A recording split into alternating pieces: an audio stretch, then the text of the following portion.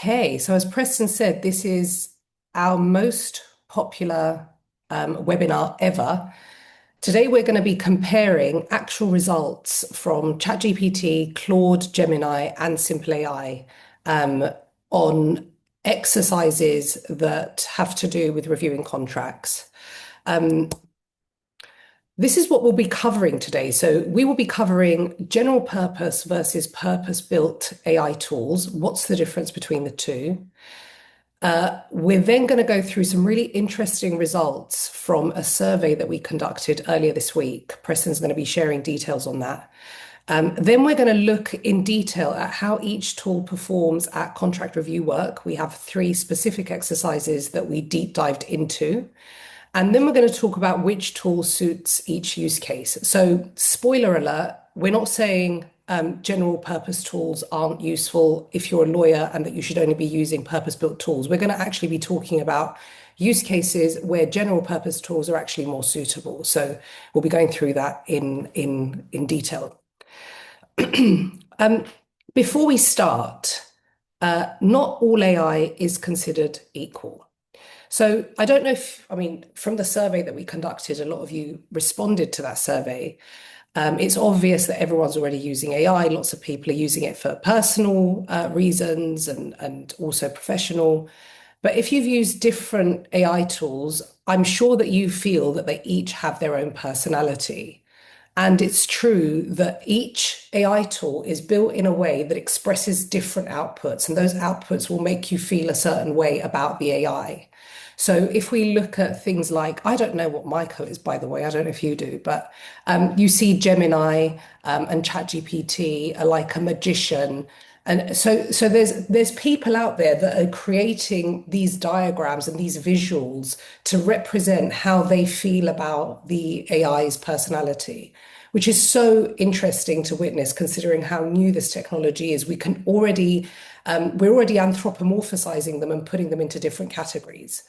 And this is not random. There is a reason for this. So you have, when you look at the way that AI tools are built, you've got the internal layer, and these are of course programmed by the people that run the companies that develop these tools. So they will tell the tool how they want it to behave, and based on that input, you will get different output. This is not groundbreaking. I'm sure you already know it, but it's important to remember that when you're using different tools for different reasons, and whether the output that you're going to get is more consistent with your objectives versus the objectives of the company. So if your incentives and your objectives are aligned, you're probably going to get better output that's more consistent with what you need, versus if you're using something that doesn't necessarily align with your with the things that you're trying to achieve.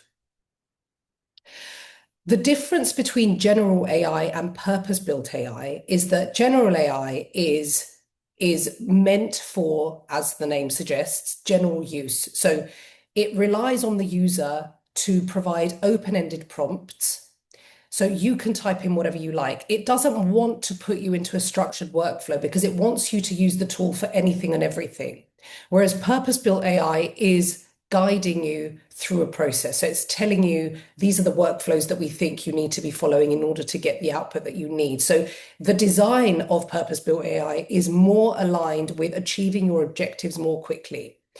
With general AI, the user decides what to ask, whereas, as I just said, the purpose-built AI will guide the process. With general AI, and for the same reasons, you'll get variable outputs, whereas with purpose-built, you'll get more predictable outputs. And general AI is great for creative exploration, which is so necessary when you're building and when you're pulling things together. Whereas purpose-built AI is better for policy enforcement. So that means that if you have rules that you want the AI to enforce, you will do that with a purpose-built AI much more easily than with something that's much more general. Um, so now that we've given you an overview of how general AI works, what we now are going to delve into, and Preston's going to show us the results here, is how teams are actually using AI today. So Preston, over to you. Thank you so much, Electra. Um, just a quick housekeeping. We have now just over 800 people on this webinar. which means that the chat is very crowded. I apologize for that. It's the upside and downside of hosting a popular event. I know some of you are having audio issues, some are having a black screen. Thank you all in the chat for who are helping troubleshoot those issues for our attendees. Thank you all for being here. As soon as we promoted this webinar and we saw it take off, Electra and I quickly synced up and said we ought to do a survey out to this user group because we knew that this webinar was only popular, or it was in large part popular because you all were already using AI in your work, in your transactional work specifically. And so we wanted to take an opportunity to survey and poll the group to get a better understanding of what tools you were using, how you felt about those tools. And that's what I'm going to present to you now. We made this survey available to the first 1,000 registrants, process that information. It ended up that we crossed over 2,300 or maybe even 2,400 total registrants. So if you didn't get a chance to participate in the survey, but you want to, following the webinar today, Electra and I will be sharing a link so that you can participate as well. We will be turning this into a larger study, which we'll be sharing to all of you via email and via LinkedIn in the days to come. Electra, let's jump to the first slide. 265 plus respondents across the world, 121 in the Americas, 115 in EMEA, and 32 other. In-house counsel was the largest single group. Private practice was second. All of this is to say, wherever you may sit within your organization or within your practice, I think that this is statistically significant data that should reflect the type of work that you are doing. Let's jump to the next slide. It's consistent with trying to say, is this statistically significant to your practice?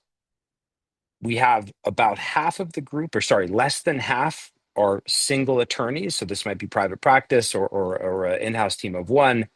And then the rest are spread out from 2 to 5 all the way to 21 plus. So there's a greater proportion of you are in the 2 and more group, but still a large percent in the solo group as well. Next slide. Now, most used tool, keep in mind, we did this so that we could get a statistically significant data set upon which we could make some analysis. This is not indicative of Copilot has the most, therefore Copilot is the best. It meant if we were going to do a survey of this nature, we wanted to open it up to as many general tools as possible and get a sense of what you all were using. And we set the base mark, the benchmark of 20. If we got up to 20 responses, then we would do the larger analysis, which I'm going to share with you in just a moment. Spellbook, Harvey, Perplexity, and Logora also showed up, but with lesser numbers, not statistically significant enough for us to do any deep dive analysis. And then SimpleAI, many of you may know, this is the one sort of juxtaposed tool on this. It's our tool, so this is self-serving for us. We often get the question, how do the AI tools of SimpleDocs and Law Insider compare to general purpose AI? That was the impetus for this webinar. We want to better understand how we stack up so we can give a more thoughtful answer to our customers and to our prospects. But in so doing, obviously, we're able to learn a lot about how you all are using these tools and what you like and what you dislike about them. Electra, let's jump to the next. This is perhaps one of the most important slides or data points that jumped out of the analysis. And again, you all gave us this data. I could have guessed this maybe. I don't think I would have assumed that it was quite this high, but all the way on the left, multiple times a day, this is not AI in your general life. This is transactional work specific across the different tools that we mentioned, right? So this is Copilot, this is SimpleAI, this is Gemini, this is Claude, that for all of you, your transactional work, the highest winning percent of you selected multiple times a day. For most of us, I think 2 years ago, the answer would have been not at all. So it's incredible when you think about the rate of adoption, when we went from not using AI in our lives, certainly in our professional lives at all, to now to the point we are now where we're all using it multiple times a day. It is absolutely incredible. Electra, let's jump to the next. Um, Now, what are you using it for? This was not single select. This was multi-select. So you had the ability to select all of the options for which the type of work you are using in contracts and transactional is being applied to these tools. And drafting contract language is number one. Um, we see reviewing third-party contracts is number two, and I'll let you all read the rest below. But we're seeing a broad set of use cases in and around the drafting and review of contracts. Okay, so let's, Electra, I want to send this back to you. I think we'll come back later after we've had a chance. Oh, sorry, one more slide, and then I'm going to pass this back to Electra. But I do want to say the chapter two or part two of my portion of today's presentation is at the end of the webinar. I will do a ranking of the different tools by three vectors, which I think you will find very, very interesting. So that's my teaser. Don't leave, not that you would anyway. But we're going to look across the vector of trust, attachment rate, and usage rate for each of the tools. So just a moment ago, I showed you in aggregate how all those tools are being used, but I'm going to show you across those three vectors, attachment, trust, and usage, tool by tool. So you can see a comparison of how they stack up based on the data that you gave us. The last one, I find this interesting, and I know Electra does too. 47% of you prefer an in-chat experience for your drafting and review with AI, as opposed to 43% inside Microsoft Word. I think Electra and I will want to challenge that viewpoint because we think that there's just some pretty incredible things that you can do inside Word that are more native to your drafting environment and your review environment. But we'll get to that later. So with that, Electra, I'm going to pass this back to you. Thank Oh, you. yeah. Do you want me to do? I can do this part now if you want. I want Yeah, to be mindful please. of your flow. Okay, so then let's go. Just so sorry, everybody. I'm gonna do the whole thing now, which is awesome. So if we can go back one slide, let me just tee this up. Um, Conclusion number one is usage is high across AI tools. So if you're using an AI tool today for contract drafting and review, you're in good company and you're probably using it at an incredibly high rate from a day-to-day perspective. So let's go look at that data, Electra. Multiple times a week, all the way to multiple times a day. So across the board, usage is high. This is how they rank. SimpleAI did win, but I don't think we won by a lot. So I think generally speaking, all of these tools have entered into your work in a very, very consistent way. And I think that that's really significant. So I don't see a sort of conclusive point that says one is better than the other or one is more, is one clearly sets apart from the other from a usage perspective. Now let's jump to the next one. Okay, confidence is low. So this is a big deal for us. Um, we get this question all the time. Electra gets it, our product team gets it, and that is in our personal lives, if I use general AI tools and I say, give me the best egg recipe in the world or the best souffle recipe in the world, I don't know if the AI actually knows what the best one in the world is, but it's going to give me one that is definitively good, and I'm quite happy with that output. It's not a binary. It's good enough. In the world of our professional work, the concept of trust, especially in transaction, in litigation, and other legal categories, the bar is higher. And what's fascinating is that the tools that are used the most, or I should say, the most adopted, have the lowest confidence score. And I know it's not very visually interesting, but at the bottom where it says very confident, this was perhaps the portion that jumped out the most is that Copilot, while, if you recall 4 minutes ago, is the single most adopted tool among survey participants, so among people on this webinar today, it had a 0% very confident in the output. Doesn't mean that it's wrong, doesn't mean that it's bad, but it's telling that all of you are using it, or many of you are using it with high frequency, but are candidly skeptical of the output. Electra will talk about how purpose-built tools like SimpleAI, not just us, but our competitors as well, use context to increase confidence. We built on top of Law Insider data, we built on top of precedent, we built on top of playbooks. And it's clear that the tools that don't have that capability have an increased or excuse me, a decreased score in terms of trust. Okay, this is my last two slides, and then I'm going to give this back to Electra to actually jump in to the side-by-side comparison. There's a concept called attachment. Some of you may be familiar with a Sean Ellis test. This is a spin on or a take on NPS score, the NPS question we've all seen in our work. What percentage of respondents would recommend this product to a friend? This question is different. It's more personal, and it's more about determining how attached you are to a specific product. How disappointed would you be if your preferred AI tool for drafting and review was no longer available to you? And again, listen, Simple AI 1, I won't belabor the point. We'll send you great marketing collateral on that. I'm not going to speak to it now, but it's fascinating to me that Copilot lost here.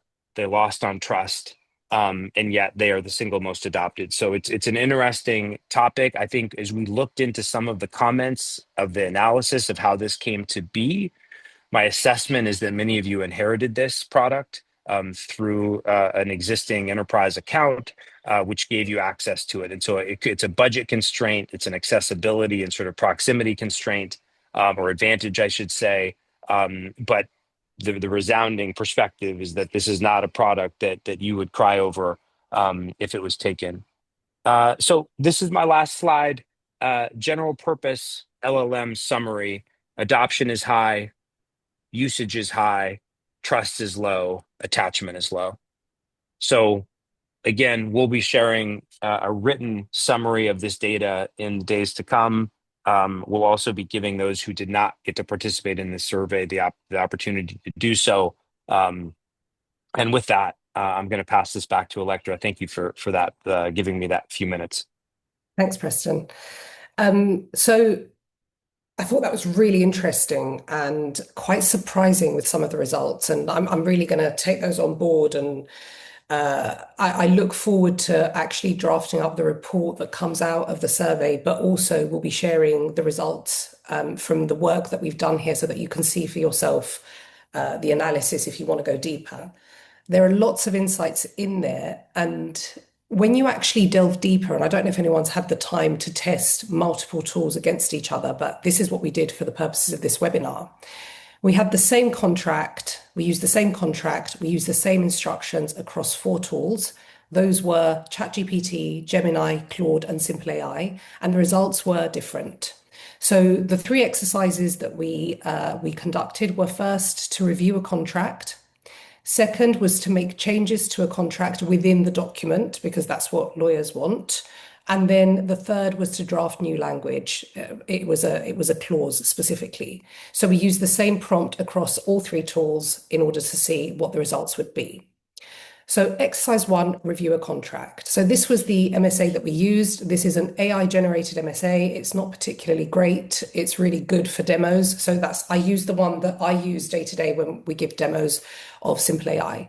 And the prompt was review this agreement and set out the key risks to me as the customer. So this is probably not the best prompt in the world, but I've role framed, I've told it I'm the customer, and I told it that I'm interested in key risks.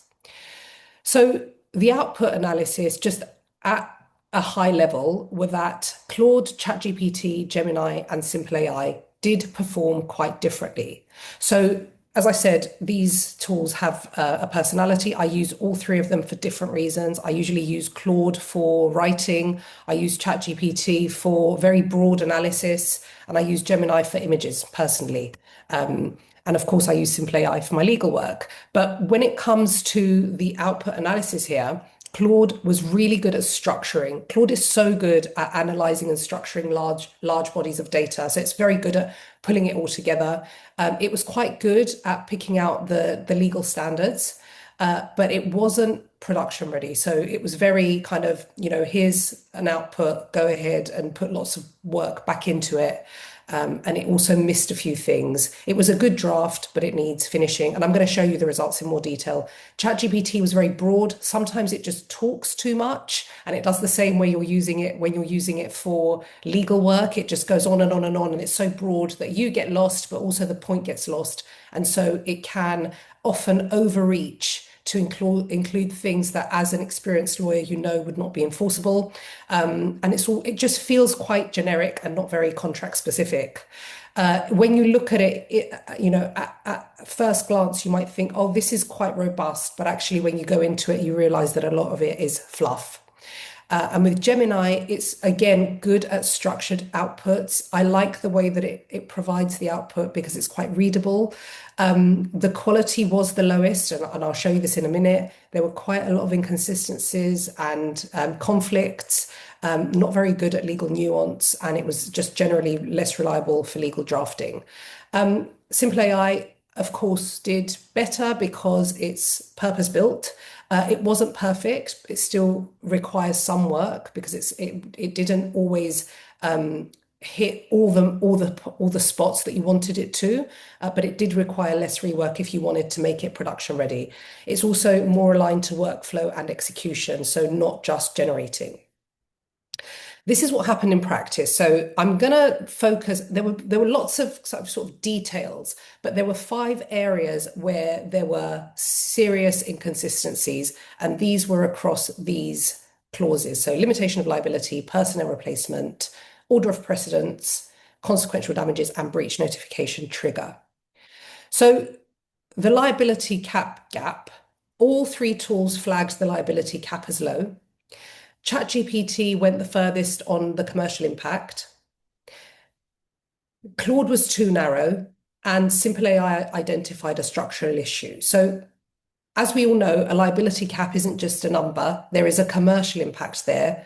The general purpose tools didn't necessarily understand what that commercial impact was. Obviously, they don't all have the context, but they did have the entire agreement, and they weren't able to pick up the fact that there was a commercial impact. So the customer would be exposed over a long-term relationship, but recovery would be limited to a short-term revenue snapshot. Effectively, the general purpose tools just flagged that it existed, whereas SimpleAI went a little bit deeper. I am going to share a full report after this as well so that you can delve deeper. I'm giving you the snapshots now because I didn't want to overwhelm you with too much detail.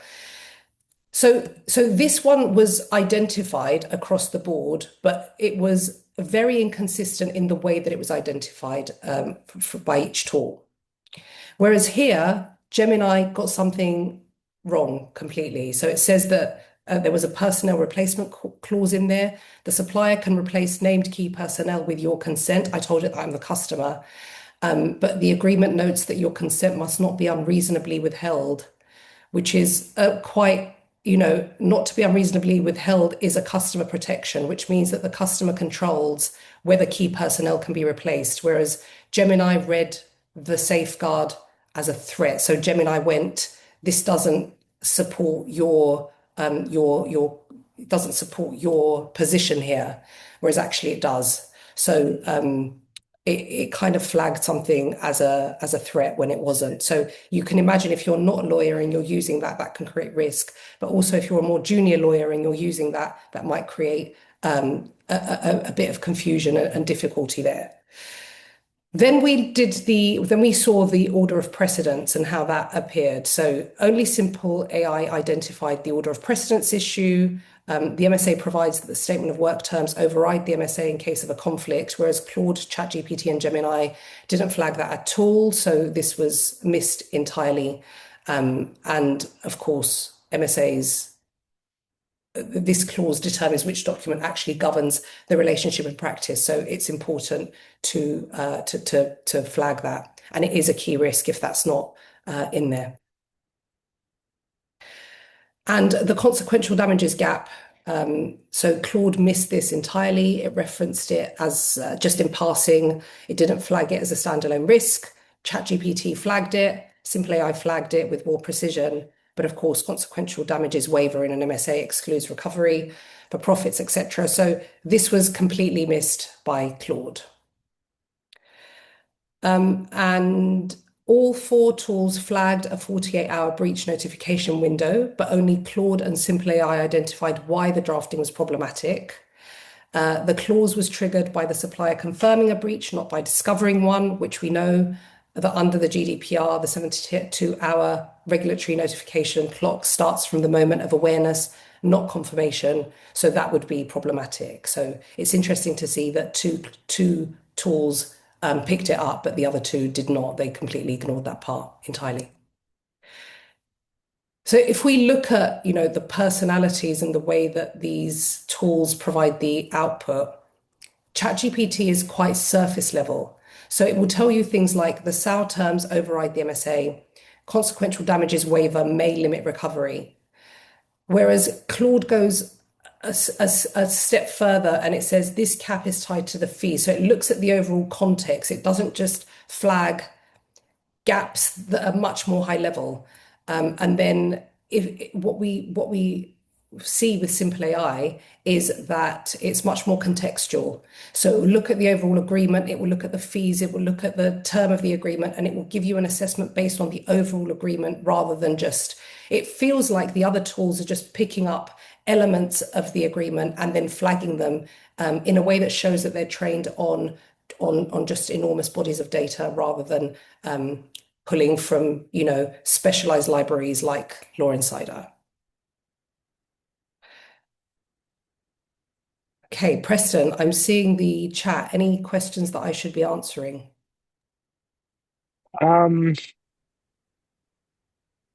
I don't think so. I think that there's lots of good discussions around what people are using and what they're asking. I think there's some general questions about. I think there's a general theme here, Electra, which is that if you are excellent at prompting and you're willing to have ongoing conversations with the AI, then maybe you can produce different outputs. And I think, I think in maybe our defense, it's harder to test that because certainly if you're willing to spend an hour with ChatGPT or other, maybe you can get to a place that you're satisfied with. But for the purpose of an Definitely. apples to apples comparison, I think we tried to be as consistent and singularly prompt based as possible. But maybe you want to add color on that. Yes, I mean, I thought that that would be something that was raised today on the prompt, and that's why I said I didn't, when I showed you the prompt previously, I didn't use the most robust prompt because I think that this is more reflective of the way that your average lawyer is using general purpose tools. I don't think that loads of lawyers are going very deep in prompt engineering. They are busy people. They want to use a tool to review a contract. And I think that a prompt that says review this contract and flag key risks to me as a customer is a good enough prompt to show the capabilities of each tool. Equally, depending on the tool that you're using, different prompts work better than others. So it wouldn't be fair for me to kind of, give personalized, if you like, prompts to each tool to get better outputs. I'm not saying that you can't get better outputs if you reprompt the tools that you're using. You absolutely can. This is just, again, to, as Preston said, it's an apples to apples comparison. So I wanted to give it something that I think is realistic to see how well each tool did. Here, what I did is I used this prompt, which is a bit more structured, to ask the tool to draft language. So using the risk review above as your brief, referencing the key risks that it flagged earlier, revise the agreement to address each flagged issue from the customer's perspective. Now, what I wanted here was output that was production ready. So I know that sometimes people use tools to redline agreements. Just from a user experience point of view, if you're reviewing an agreement in Word and you flagged all the issues, in an ideal world, the tool will also redline the agreement in order to remediate the issues that it's flagged that you also agree with. So I tried to see how it would perform because at the end of the day, you need to send a contract back to the other side. So I did ask it to return a revised agreement as a docx. ChatGPT said that it did it, but I couldn't download the document, and that's happened to me with other stuff before. Gemini did the same. So it said, click here to download the revised MSA with track changes, but it then took me to this screen in Google, which I thought was strange. And Claude did it, but it was very selective with what it decided to include.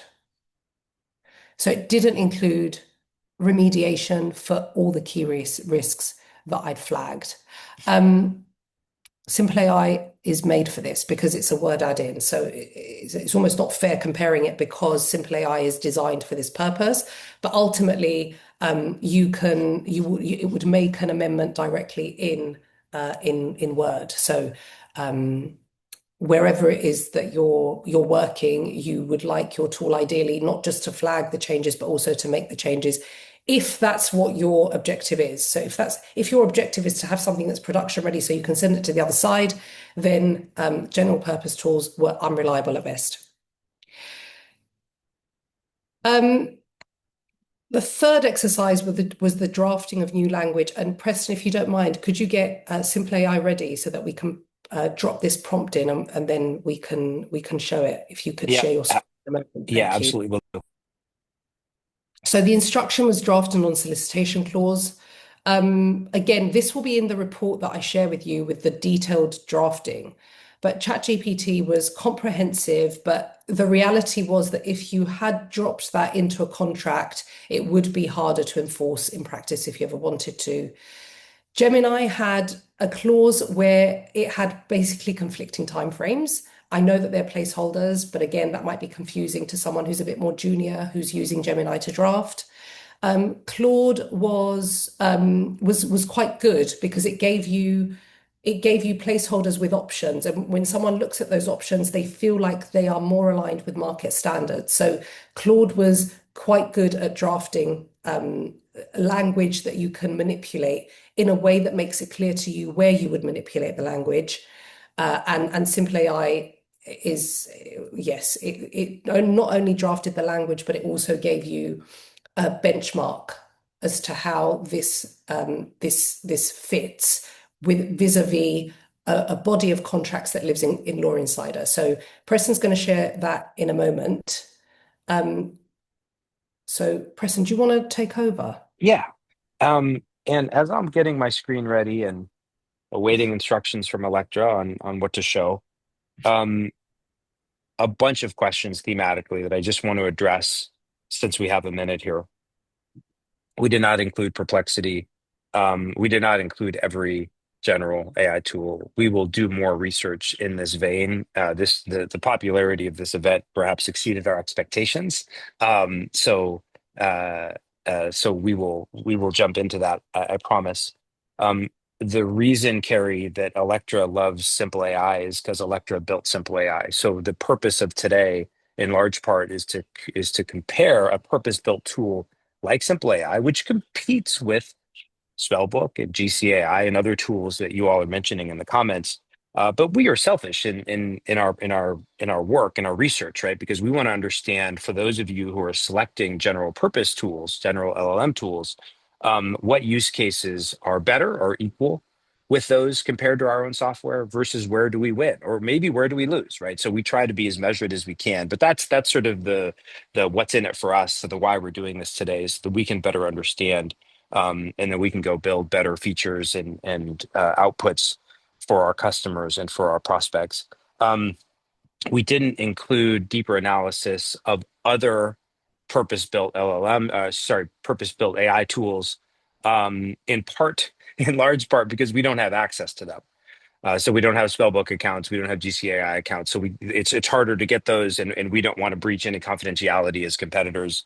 But I appreciate that for many of you, this is an area of specific interest. So, okay, Electra, I've just sent a request to share my screen. It's okay. I've done it. Oh, you have? Okay, so I Yes. have mine up if you want me to do it. But Thank yep, you. all good. Thank you. Okay. So this is Simple AI. I'm definitely not going to give you a full demo today. I just want to show you what the difference is when it comes to drafting a clause. So here, when I mentioned earlier that purpose-built tools have workflows and they guide the user, if you go to actions here, it's obviously legal specific. It asks you whether you want to redline, draft, compare, or start a new chat. Here, I'm just going to ask it to draft a non-solicitation clause. Now, when I do that, what happens is that the tool will firstly take into consideration the tone of voice of the agreement, which you can, of course, if you drop a whole agreement into ChatGPT or Claude and say, draft a non-solicitation clause that suits this agreement, you'll probably get similar outputs. What it also does is it capitalizes the terms that are used, which again is an efficiency gain. But I think perhaps the most important thing, and the thing that used to make me a little bit nervous when I used general purpose tools to draft language, is that I felt that general purpose tools may give me language that is actually a bit random.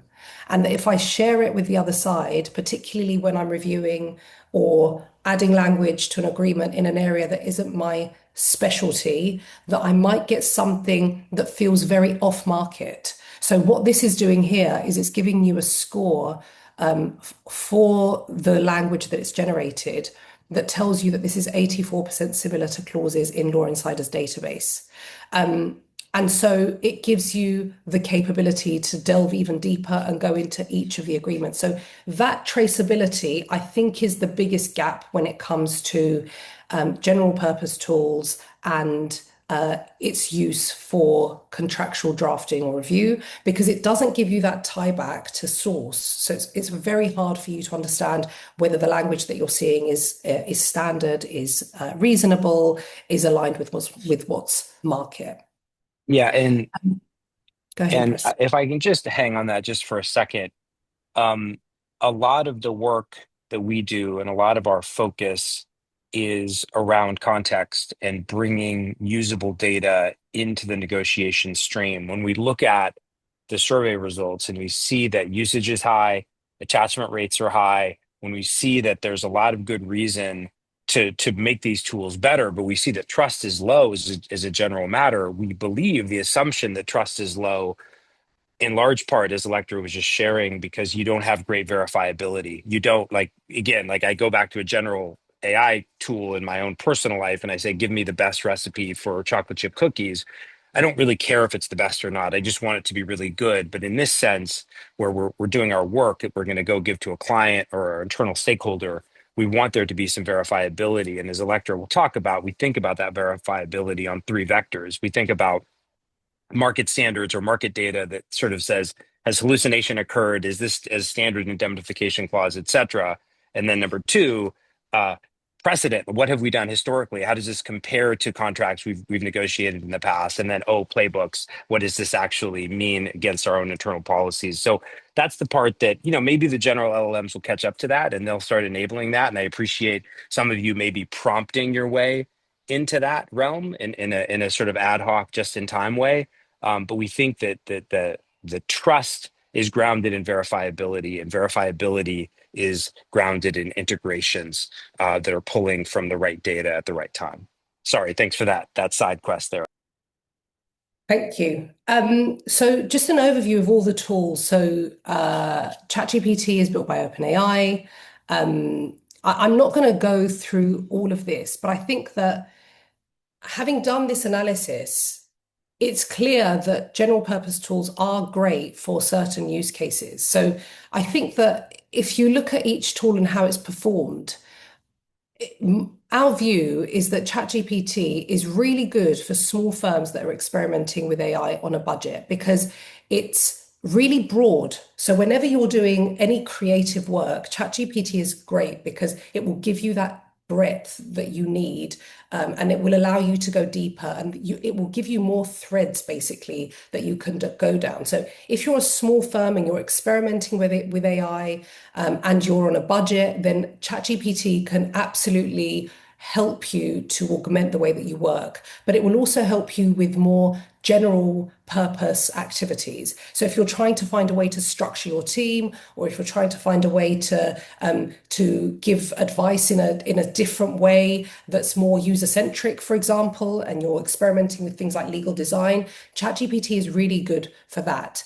Claude is more, as it says, for careful thinkers. This is my favorite tool, and I use it a lot because it's really good for drafting. It's really good at comms. It's really good at helping you deliver difficult messages, but it's also good for legal work. If you're a small in-house team, for example, and you're happy to exercise your own legal judgment on I mean, you do that with any tool, of course.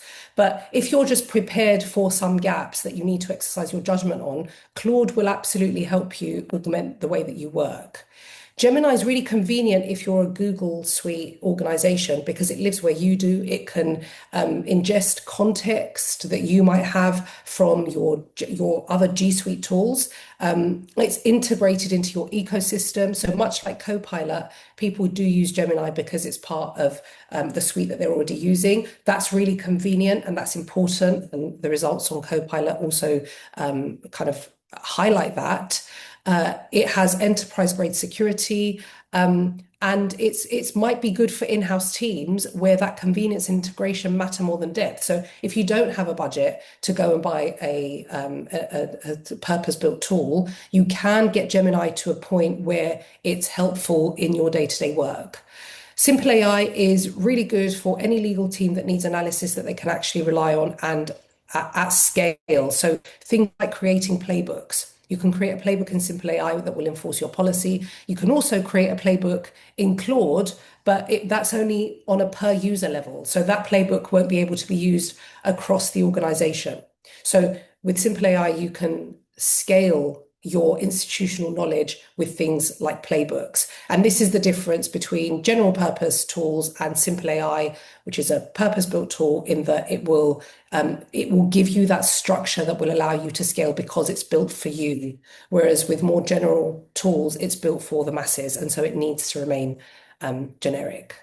So as I said, general purpose tools work really well for smaller in-house teams that have lower contract volume. You know, if you're only reviewing 3 or 4 contracts a week, you can afford to spend more time prompting and reprompting tools, picking up where it's making mistakes, training it, creating things like projects, giving it context, feeding it your playbooks, feeding it your templates. You can do that. And you will find it helpful. If you just need support and you don't need workflows and you don't need to structure the way that you operate consistently across your organization, then all the tools will help you with that because you can just use it as a co-pilot where you go in and ask it questions and it helps you with drafting. It's not a terrible result. You can absolutely get value out of it. What you'll also find with general purpose tools is that they are much more variable. So you might ask it to do something today and it will give you one output and the next day it will give you another. If you're happy with that variability, and you have a tolerance for kind of reprompting it in order to get it to where you need it to be, again, it can help. And this is the same for small firms. These tools break down when you're enterprise. So if you're an enterprise team and you're managing volumes of contracts, we spoke to a lawyer yesterday. She reviews 1,000 contracts a year. She can't be doing that on ChatGPT. She needs something that's going to really streamline that and ideally insource some of that work to the business. So the capability that purpose-built tools give you isn't just in the quality of the output, it's also in the ability to create guardrails for your business and allow the rest of the business to use these tools in order to deliver legal tasks without your direct involvement. So that's something that is a huge value add to organizations. If you want consistency, repeatability, workflow-based tools, then again, you won't get that with general purpose. If you want high levels of accuracy. So you're using this to do meticulous contract review. You're not just using this to ask it questions. Then again, purpose-built is better. And where you want the AI to integrate into execution. So instead of you telling the tool what you want in terms of an analysis, and then you're manually inputting the output of that analysis in a document so that you can send it back to the other side. If you don't want to do that, then purpose-built is better. So this is where general purpose tools are actually better suited than purpose-built. So research, brainstorming, reading and reasoning across large complex document sets. I'm going to share these slides with you so that you've got these analyses. I know that they are slightly overlapping, but we're looking at this analysis from different angles to really kind of be generous to these tools that are helping lots of legal teams, but they're also helping us because you're getting familiar with AI tools. And then at some point when your operations mature, you may look to a purpose-built tool. So we want to be generous to these tools because they support our purpose, but also it would be dishonest of us to say that they're not extremely helpful. So ChatGPT wins on versatility, Claude wins on breadth of use, and Gemini wins on integration. So these are things that we can't compete with. Okay. Electra, yeah, I'd love to just take a pause here. We have 13 minutes left. There's a lot of questions in the chat as well as in the Q&A. Um, let's keep the chat flowing. I think that there's lots of good internal discussions happening among our 750 folks who are still here. But I would ask if you want to ask a question to either Electra or I that didn't get answered, would love to hear it. I would just say we're not right now going to go deep into uh, format, rubric, methodology of the presentation today because it's sort of we did it and we can do better in the future and we can add different tools in the future and make this more complex in the future. But for things that have already passed, let's skip those questions for now and focus on questions relating to the analysis that was done, but would welcome those specifically in the Q&A section rather than in the chat. But feel free to continue chatting with each other there. Great. Okay, so people state, I'm going to go through the Q&A questions, Preston.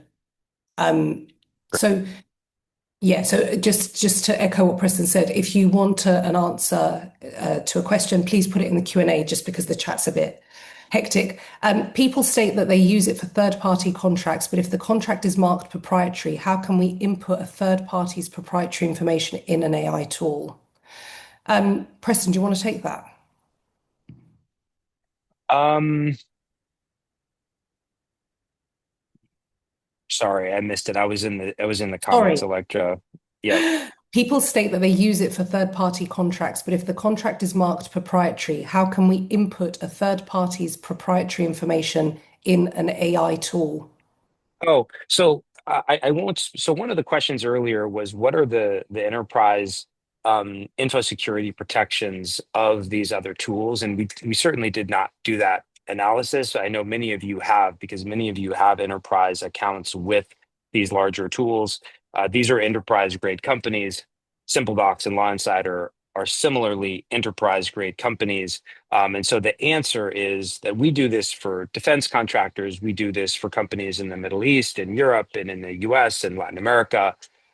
We expect to go through very rigorous due diligence to get you comfortable that we're not training on the data, we're not storing the data, and that we're only using the data to process the query and then produce a result. So I think I would say, generally speaking, our customers and the customers of these general purpose LLM tools have overcome that question through our security postures. Thanks, Preston. And that comes that kind of leads nicely into the next question around client confidentiality privilege issues across the various tools. So, Karen, just on that, I did have a slide, but it got really heavy, so I took it out. It will be included in the report that I share. Effectively, if you're using any free version of any of the general purpose tools, they do train on your data. So that's the trade-off because you're only paying $20 per person. And when you're looking at purpose-built tools, they will usually have the confidentiality, data protection, compliance policies in place, and security centers that you can go and inspect. For example, we are SOC 2 Type 2 compliant, we are GDPR compliant, and confidentiality is not a concern when it comes to a purpose-built tool. However, when you're looking at enterprise versions of general purpose tools, you may be afforded similar protections. So just make sure that you're on the right package and that you're reviewing each of their policies.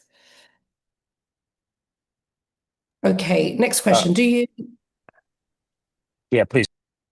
Do you have or know of any indicators regarding which legal systems or local laws are most integrated to purpose-built or general use AIs, or which are more friendly to jurisdictions outside of the US?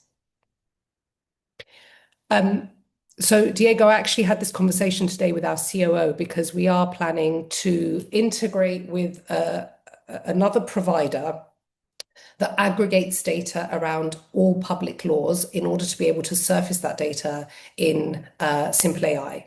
So I don't think that general purpose tools specifically integrate with any bodies of data that are legal specific. They are trained on general data, so they will have access to the internet.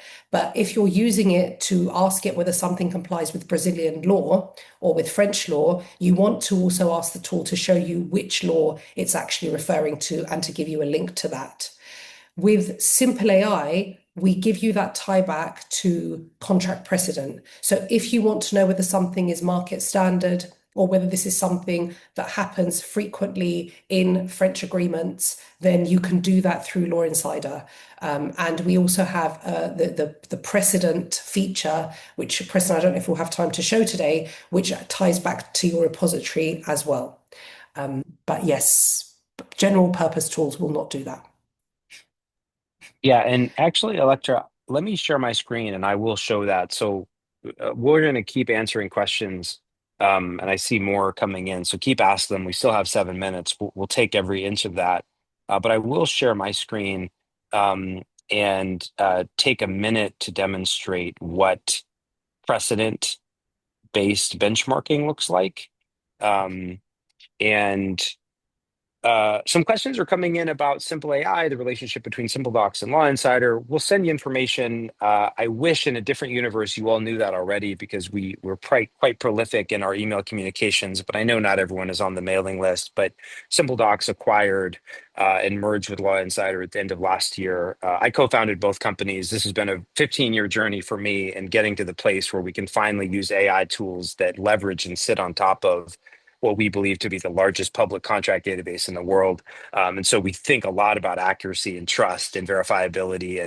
And so that's the relationship. You can go to either website, either lawinsider.com/pricing or simpledocs.com/pricing, and you can see very transparent packages and pricing for these tools.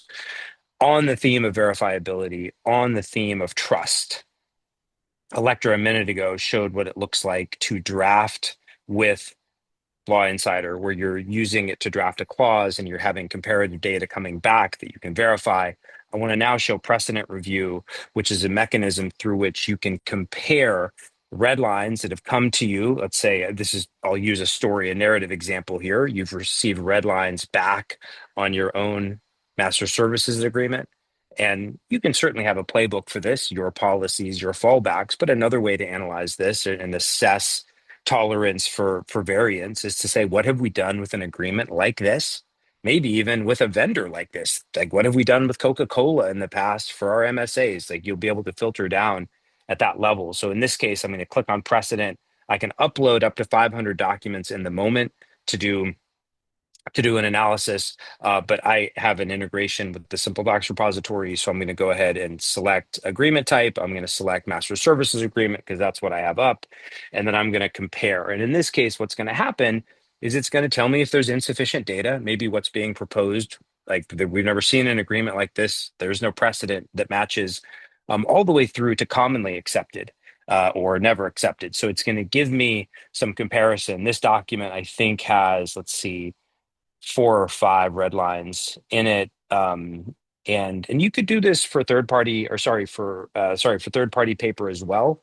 It can do some semantic analysis. But for third party, oftentimes playbooks are the best approach. Whereas with first party red lines, you care as much about what you've done in the past as your own policies, because in every respect, your policies are embodied in your templates. Like, what you want is for them just to accept it as is. This is our choice of law. This is our dispute resolution method.